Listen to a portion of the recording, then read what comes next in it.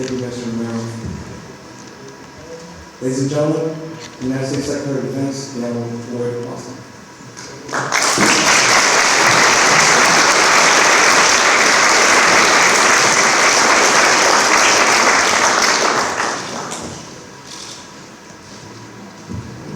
Well, good afternoon. Thanks for welcoming me back to Kyiv and to this proud academy. Director Nalenko, I'm very grateful for those generous words. And speaking of outstanding diplomats, all Americans should be proud of our tireless and fearless ambassador, Bridget Green. Ambassador, thanks for doing a tremendous work.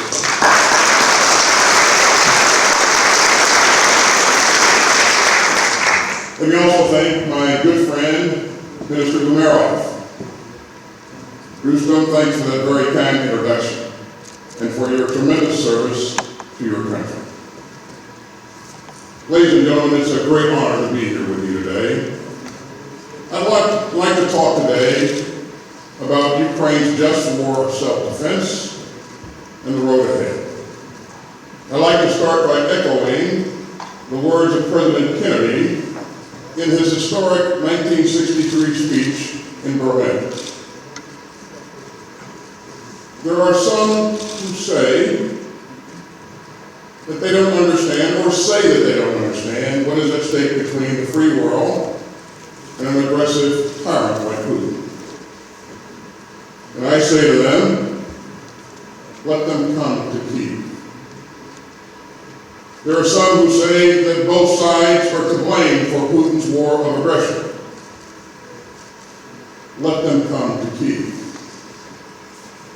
There are some who blur the lines between aggressor and victim. Let them come to Kyiv. And there are some who deny that the Kremlin targets Ukrainian civilians. Let them come to Kyiv. There are some who say that Ukraine isn't a real nation. Let them come to Kyiv. And finally, there are some who claim that Ukraine lacks the courage to prevail. Let them come to Kyiv. Ladies and gentlemen, let us never forget how this war began. For years, Putin had harassed and assaulted the independent nation-state of Ukraine. And on February 24th, 2022, Putin crossed the line into an all-out invasion. And the Kremlin started the largest war in Europe since World War II. Now, Putin's war of choice poses fundamental questions to every government and every person who seeks a decent and secure world. And so I ask today, do rules matter? Do rights matter? Does sovereignty matter? I believe that they do. President Biden believes that they do. And every free citizen of Ukraine believes that they do. When the largest military in Europe becomes a force of aggression, the whole continent feels the shock.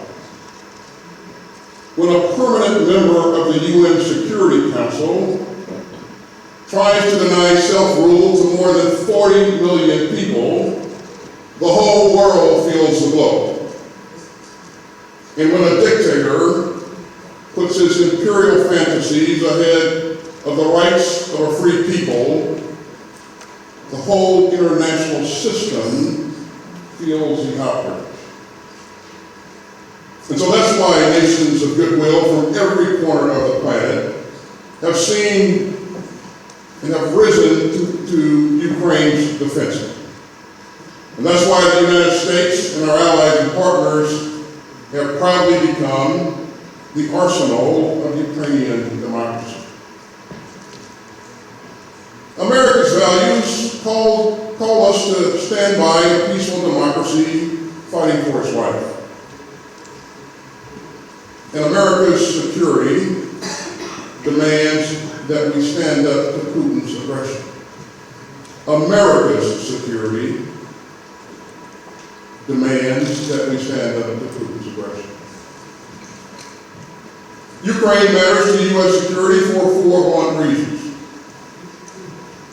Putin's war threatens European security. Putin's war challenges our NATO allies. Putin's war attacks our shared values. And Putin's war is a frontal assault on the rules-based international order that keeps us all safe. Now, this invasion hasn't gone the way that the Kremlin planned. After 970 days of war, Putin has not achieved one single strategic objective. Not one. President Zelenskyy didn't flee, Kyiv didn't fall, and Ukraine didn't fall. Instead, Russia has paid a staggering price for Putin's imperial father. Russian forces have suffered hundreds of thousands of casualties since February 2022. And according to the Center for Strategic and International Studies, Russian losses in just the first year of Putin's war were more than Moscow's losses in all of his conflicts since World War II combined. And Russia has had to dig so deep into Soviet stockpiles that it's attacking Ukraine with tanks from the time of World War II. Russia has squandered more than $200 billion to sustain its invasion. And Russia has given up untold billions of dollars more in previously anticipated economic growth. Now, Ukraine has suffered terribly at Putin's hands. Since February 2022, according to the UN, Russian forces have killed more than 11,000 Ukrainian civilians in verified civilian casualty incidents. And that includes more than 600 children. The UN says that Putin's forces have bombed more than 250 Ukrainian schools and hospitals. And they've wrecked treasured sites of Ukrainian history, culture, and memory. But the Kremlin's malice has not broken Ukraine's spirit. Ukraine stands unbowed and strengthened. You know, your fight began with soldiers setting tank ambushes on the streets of Kyiv, and with ordinary citizens making Molotov cocktails to defend their homes. And it continues today with the battle-tested Ukrainian military and security forces, and a roaring Ukrainian defense industrial base.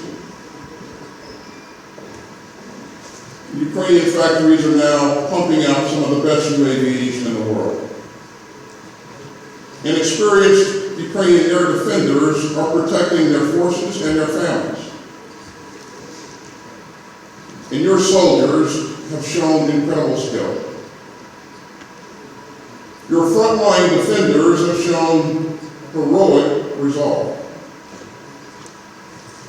And your citizens have shown stunning courage.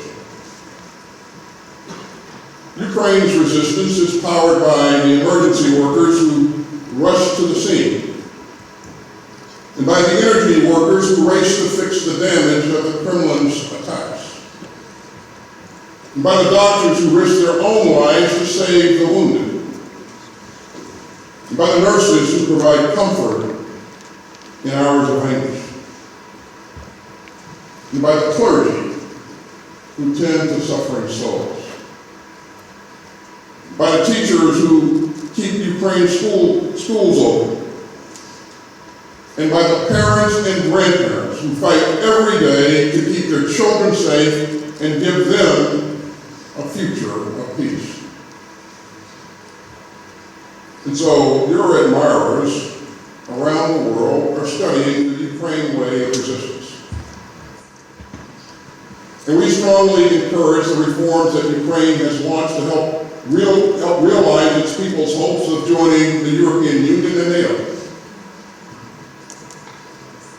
Ukraine's defenders have brought inspiration to the world and glory to Ukraine. Slava Ukraine!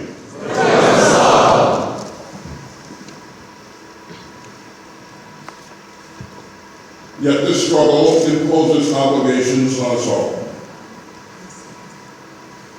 As President Biden told the UN General Assembly in September, our test is to make sure that the forces holding us together are stronger than the forces that are pulling us apart. And make no mistake, the outcome of Ukraine's fight for freedom will help set the trajectory for global security in the 21st century. Europe's future is on the line. NATO's strength is on the line. And America's security is on the line. So the United States government has moved with urgency and purpose. And we've seen the huge progress that principled diplomacy can produce, the kind of diplomacy taught right here in this academy. Since April 2022, I have been convening the Ukraine Defense Contact Group, coalition of some 50 countries from around the world, determined to help Ukraine fight Putin's aggression. The contact group has met some 24 times now. And I know that Minister Umerov and my other Ukrainian friends refer to the contact group as the Ramstein format, after Ramstein Air Base where the contact group was formed. And each time that I'm back at Ramstein, I find it moving to look around that long table and to see in human form the global indignation over Putin's crimes. And to see the determined defense leaders from around the world, from Argentina to Australia, and from Tunisia to Turkey. And it has worked. America's allies and partners are sharing the burden of our shared security. And that's the power of Ramstein. You know, as a percentage of GDP, a dozen U.S. allies and partners now provide more security assistance to Ukraine than the United States does.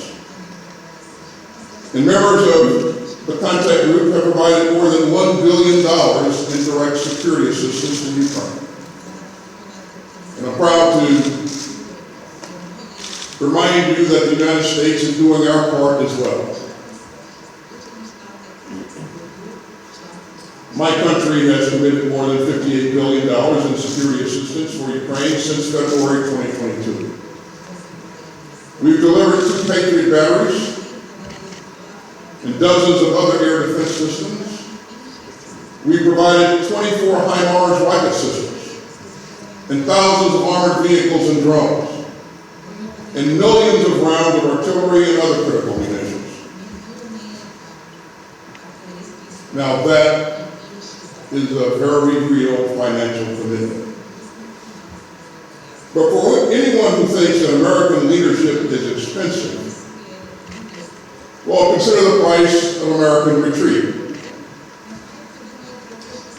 In the face of aggression, The price of principle is always dwarfed by the cost of capitulation. Our allies and partners know that. And I've been proud to watch the pro-Ukrainian coalition dig deep. So just consider Germany, close to Ramstein areas.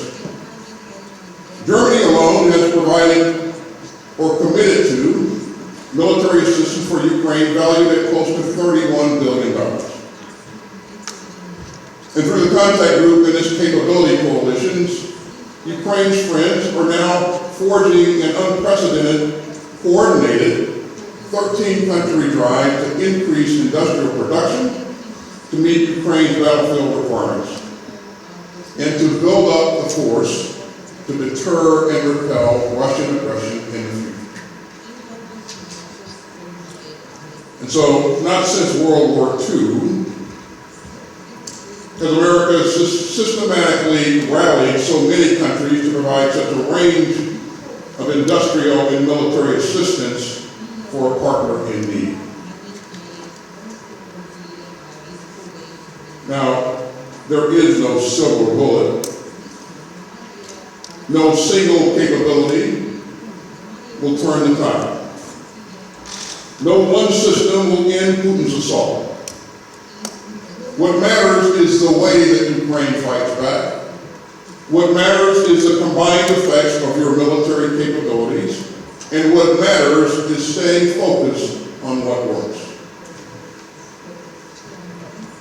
Now, I believe that President Biden and Vice President Harris will have a proud place in history for rallying the world to defend Ukraine. And so will the allies and partners who seek a free Ukraine and a safer world. But the proudest place of all will go to the Ukrainian people. From President Zelenskyy on down, your leaders chose to fight back. And the people of Ukraine have met Russia's aggression and atrocities with magnificent defiance.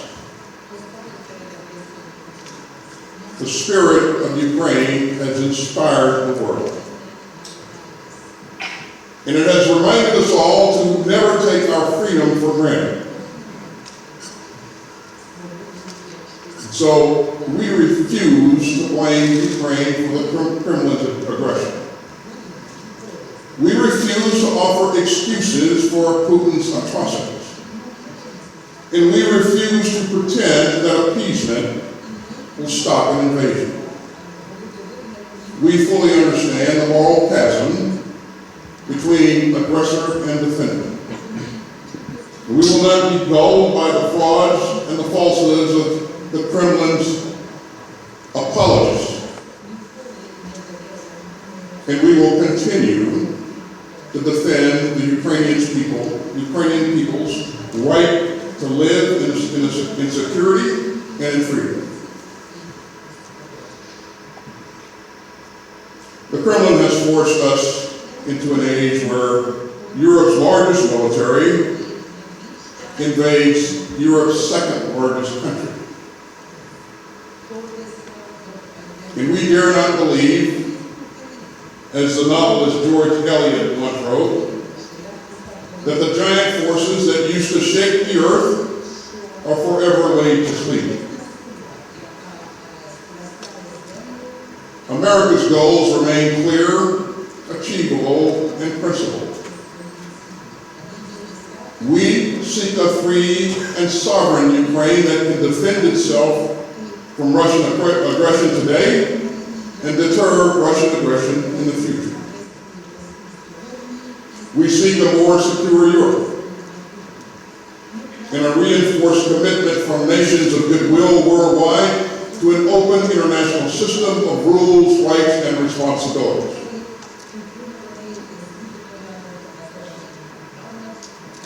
I know that the Kremlin's war is a nightmare from which the Ukrainian people are trying to avoid. But we should all understand that Putin's assault is a warning. It It is a sneak preview of a world built by tyrants and thugs. A chaotic, violent world carved into spheres of influence.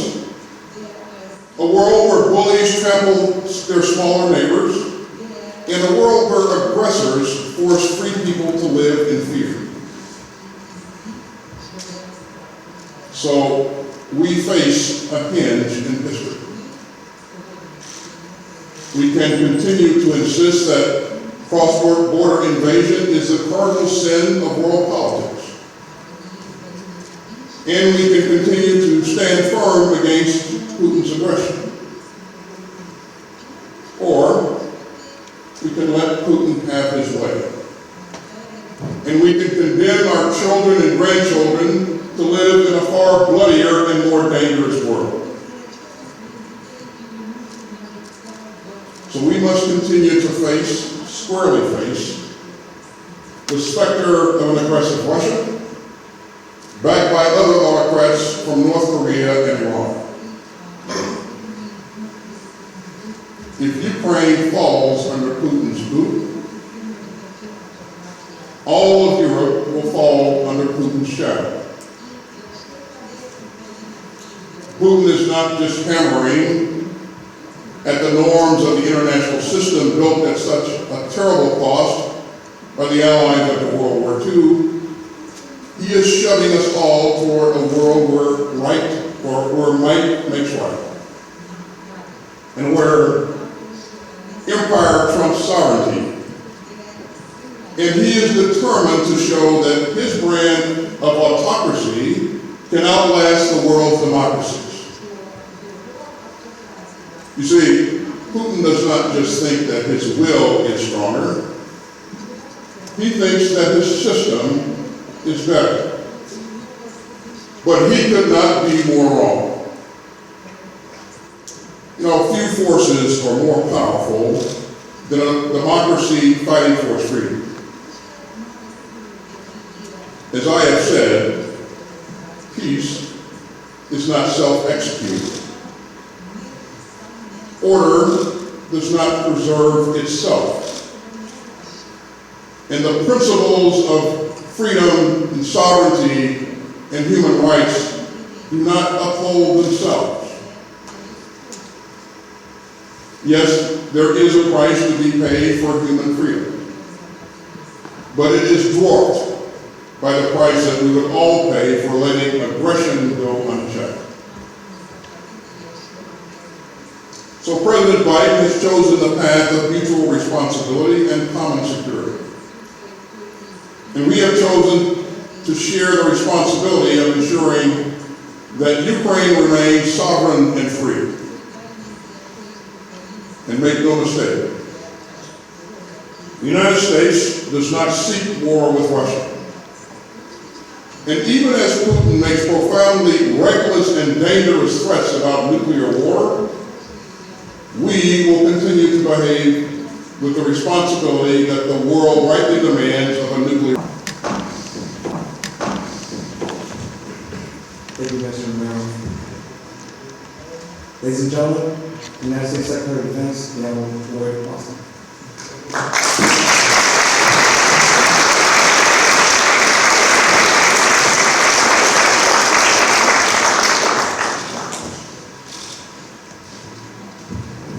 Well, good afternoon. Thanks for welcoming me back to Kyiv and to this proud academy. Director Nalenko, I'm very grateful for those generous words. And speaking of outstanding diplomats, all Americans should be proud of our tireless and fearless ambassador, Bridget Green. Ambassador, thanks for doing a tremendous work.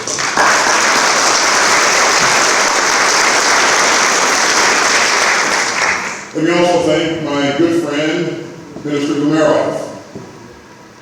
Rustam, thanks for that very kind introduction and for your tremendous service to your country. Ladies and gentlemen, it's a great honor to be here with you today. I'd like to talk today about Ukraine's just war of self-defense and the road ahead. I'd like to start by echoing the words of President Kennedy in his historic 1963 speech in Berlin. There are some who say that they don't understand, or say that they don't understand, what is at stake between the free world and an aggressive tyrant like Putin. And I say to them, let them come to Kyiv. There are some who say that both sides are to blame for Putin's war of aggression. Let them come to Kyiv. There are some who blur the lines between aggressor and victim. Let them come to Kyiv. And there are some who deny that the Kremlin targets Ukrainian civilians. Let them come to Kyiv. There are some who say that Ukraine isn't a real nation. Let them come to Kyiv. And finally, there are some who claim that Ukraine lacks the courage to prevail. Let them come to Kyiv. Ladies and gentlemen, let us never forget how this war began. For years, Putin had harassed and assaulted the independent nation-state of Ukraine.